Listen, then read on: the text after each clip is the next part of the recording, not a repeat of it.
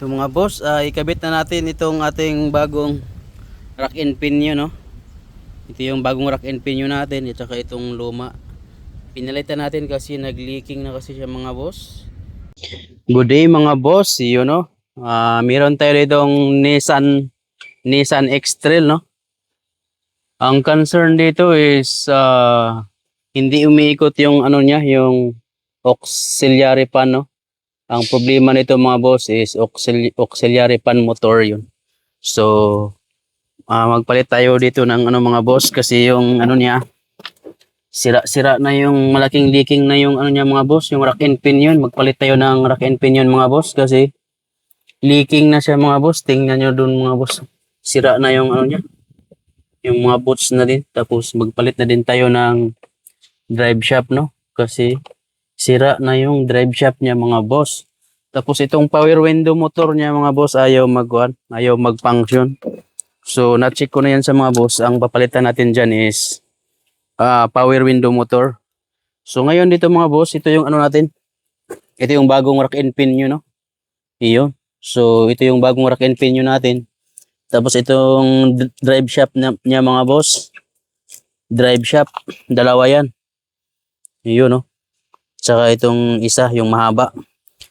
Tapos ito na yung bago natin na auxiliary fan motor mga boss. Dalawa to siya. Kasi stack up, ano na siya, maingay siya. Maingay kasi malaki na yung play ba. So ito yung isa mga boss, dalawa yan siya eh. So ito yung isa mga boss, oh. Yun. Nissan X-Trail 2005 model. Magpalit na din tayo ng stabilizer bar bushing. Tapos magpalit tayo ng rack in. Yun. Magpalit tayo ng tie rod. Tapos stabilizer link sa harap to siya. Tapos ito namang mahaba. Ito is sa likod. Sa likod, no? Tapos mag-change oil na din tayo mga boss. Nagbili tayo ng oil filter. Ito pala yung sa ano mga boss, oh, sa harap. Tapos ito yung sa likod mga boss, oh. Tie rod. Tapos ito yung motor ng blower motor mga boss. Kasi sira yung blower motor, so motor lang ang papalitan natin yan. Yun. So yun lang mga boss. Tara mga boss, samahan nyo ako. Baklasin natin tong rack and assembly. Rack and pinion. So tara, let's go.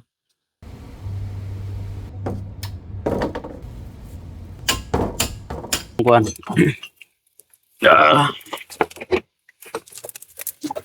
Yun.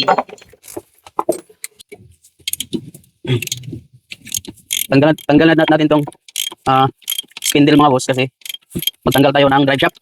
Magpalit tayo ng bagong drive shaft mga boss. Yun, no?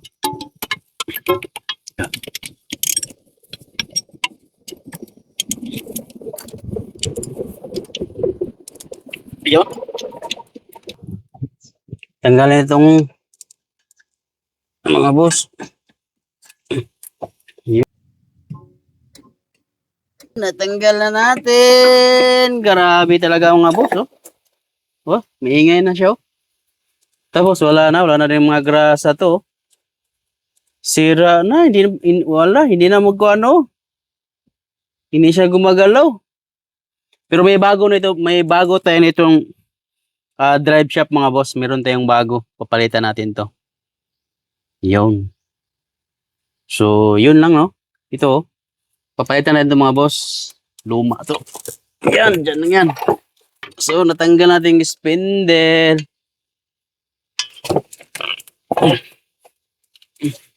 Yun, no? So, dito yan.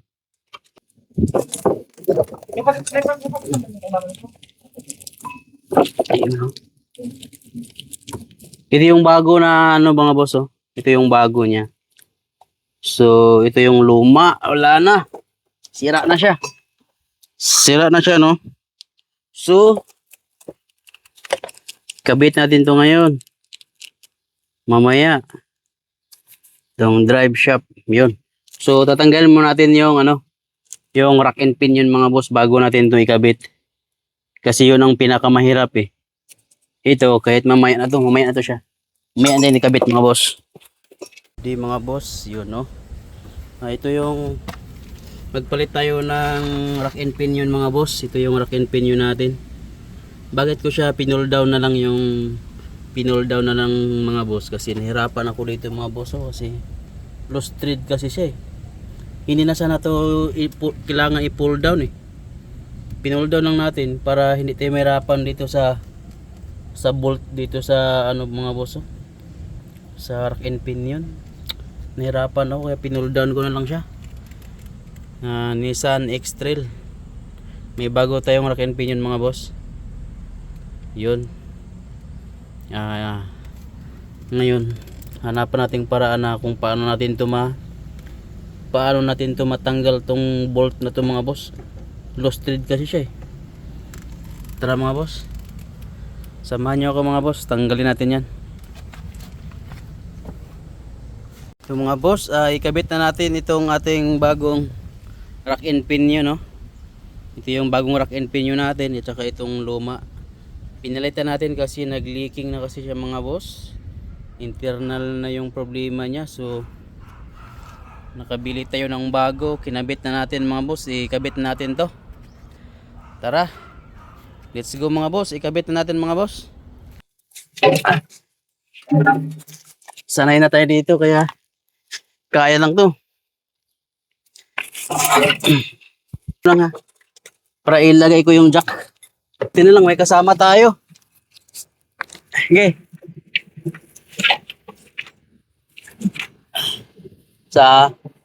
Sige pa. Oops. Yeah.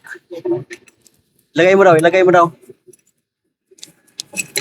Yan ha, steady mo lang. Ganun, steady mo lang to. Hey. Tulong ka talaga to.